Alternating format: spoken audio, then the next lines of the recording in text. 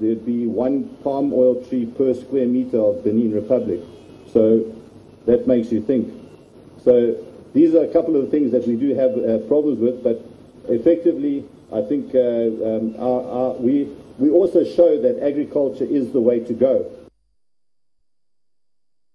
Dr. Graham Heffer, who is the Managing Director and Chief Executive Officer at Okomu Oil Palm, one of the companies listed on the NSE in the agriculture sector, and of course riding the crest of not just recession, but the ban on 41 items from using autonomous interbank market to source FX for their import. And you hear some of the sweet stories there. But it's not all sweet stories, as it were, for the banks. It was a different story. And let's talk about that on a different day. When we return, a 2-part holistic discussion on the new economic recovery growth plan, the state of the medium and small enterprises within the ERGP, and the key pillars of agriculture and industrialization under the medium-term economic master plan.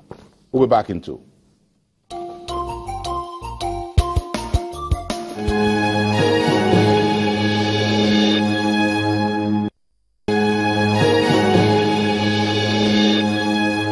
Economic discussions and the activities of the government since the 2017 started has a lot to do about the future of the Nigerian economy, from the economic recovery growth plan to the raft of executive orders that were signed in the month of May, and the 2 new laws on ease of credit for MSMEs. Is all about where do we go from here as far as small and medium enterprises are concerned, agriculture, agro-based industries, and industrialization on a bigger scale. So let's start this round of conversation, a 2-part conversation with Celestine Okafor, who is a lead partner at MSME Advocacy Support Initiative. He's live to us from our Abuja studios. Good morning, Celestine, and we thank you for sharing your long holiday with us here on the program. Let's start from the broad framework and the outline of the new ERGP. What do you think?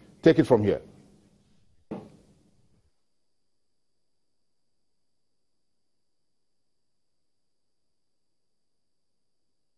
Hello, Boasin. Good morning.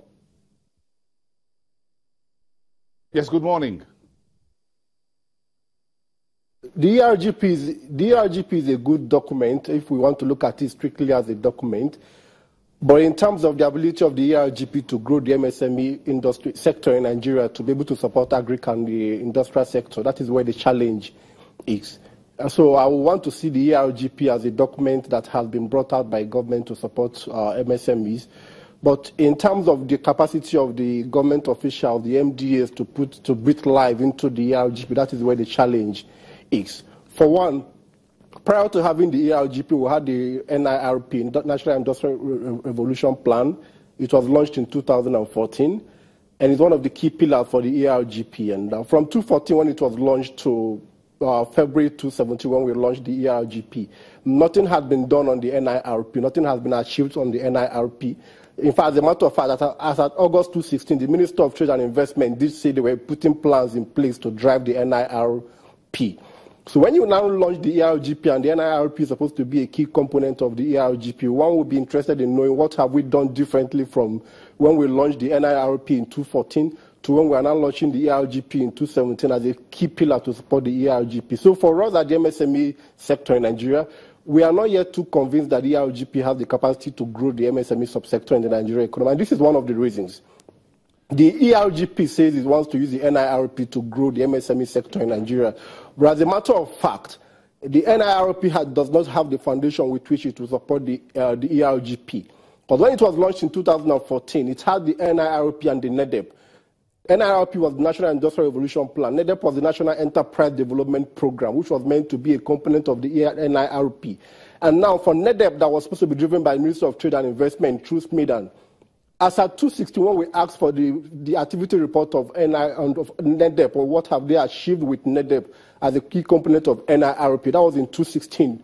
The report we got was that BOI, Bank of Industry, refused to fund the entrepreneurs who had applied under the NEDEP program, which is supposed to drive the NIRP. And why did the Bank of Industry refuse to fund the applications under NEDEP? They said Bank of Industry said the act establishing it does not permit it to fund such enterprises. And now the key question was this. At the point of conceptualizing the NIRP and NEDEP, did we not take into consideration the act establishing BOI?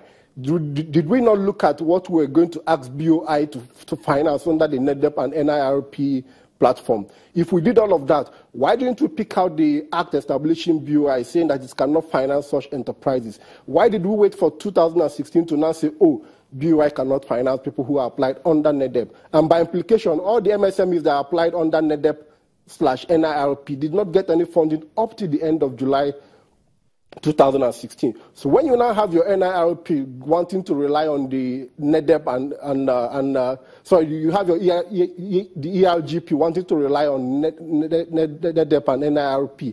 The question is, to what extent can NIRP and NEDEP support the ERGP? It definitely cannot support the ERGP, which is our concern. What we thought government should have done is to look at why NEDEP did not work, why NIRP did not work up to 2016. What do we need to do to breathe life into NIRP, into NEDEP, so that whatever we are doing in ERGP will be a reflection of what can possibly work. And I tell you something also. We have a program called Youth Entrepreneurship Support Program, ESP, from the Bank of Industry. 1 year after, the people who applied under it are getting nothing. Nothing is working. They've not gotten any. Only a few got offer letters that after some months they said it has expired because they could not meet the conditions. So for us in the MSME sector in Nigeria, government needs to begin to look at what are the real bottlenecks to supporting MSME in Nigeria. It's not just about finance.